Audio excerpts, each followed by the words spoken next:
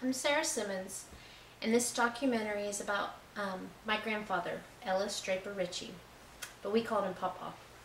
Well, of course, when I met him, he was 20, but he had 4 brothers and 1 sister, and his mother was a widow, and their dad died when he was 7 years old.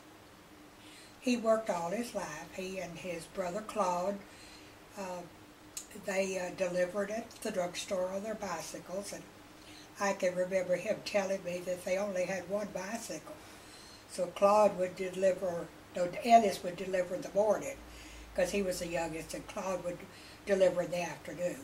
How did we meet? At that time, Wine Gardens was one of the biggest chains in Houston, and I was a grocery checker. And he worked at soda fountains, and I would go down there for lunch, and then it got to where I'd go down for coffee in the morning, and eventually he asked me out on a date about 5 months later. How did you know that he was the one? Because he was such a honest man. I could tell that from the very beginning. He had the love for people. He never met a stranger. And I guess those big blue eyes is what did it for me. Well, I think the greatest influence he had on me was that I always thought of my daddy as one of the kindest people that I ever knew. He was, I just very rarely saw him lose his temper. He told me a million times when I was upset or frustrated with something, "Deborah, did you do your best?"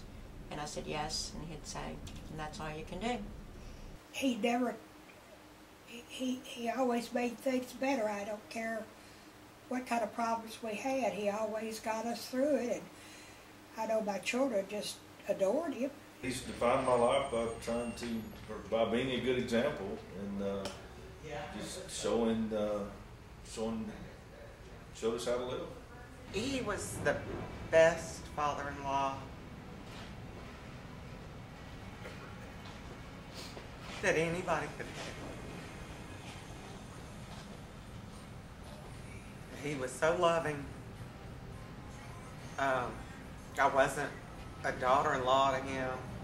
I was his daughter, and he was bad to me. He was one of the ones that really taught me to more kill him with kindness than to be hard and stern. He's taught me to be patient. He's taught me that you may not agree with someone all the time, but that's no reason to feel angry about them. We started our business in 1963. I remember the day he started Ritchie Pest Control when I was 3 years old. And Mom had a '56 Ford car, and he and I went out to, I think it was Tommy Vaughn Ford, and he traded that car in on a van. She didn't know it till he picked her up at work in that van. What I remember mainly is Mom and Dad started the business in the back bedroom. And I remember all of us piling into church and somebody having to sit on the engine, and it was usually me that sat on the engine in those old fans in front, and they had them in the thing, and it smelled like bugs. So we would all go to church smelling like bugs. He used to do was aggravate Mom. One day he decided he was going to make his point, and she was in the office, and she was fussing at him because it was off a couple of pennies, and he decided to come out and ask me why the tax was off. He said, "Linda, who is right?" And I said, "You are." And he said, "Louder?" I said, "You are." And he turned around, looked at Mom, and went, "Ha ha!" And out the door he went. He went home and left me. He was always a volunteer, whether it be the Civic Club or the Pest Control Association for the City of Houston. He was actually the president of that. In his later years after he retired, the Houston Police Department, my mom and dad both were big volunteers with their football team called the Gunners. In fact, Mom and Dad were the mom and pop. They called them mom and pop of the team, and I know that was a big part of their lives in their later years. And as Dad's health kind of began to fail and he couldn't walk long distances, they would even lift his wheelchair and get him where he needed to be, when they would fly with the team to other places. What do you remember about his quirks? His corny sense of humor. He loved corny jokes. He loved cracking corny jokes, and he just had a very quirky but great sense of humor.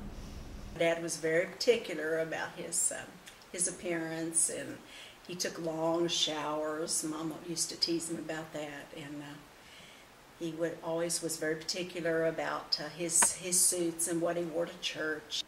Well, he loved to tease his grandkids.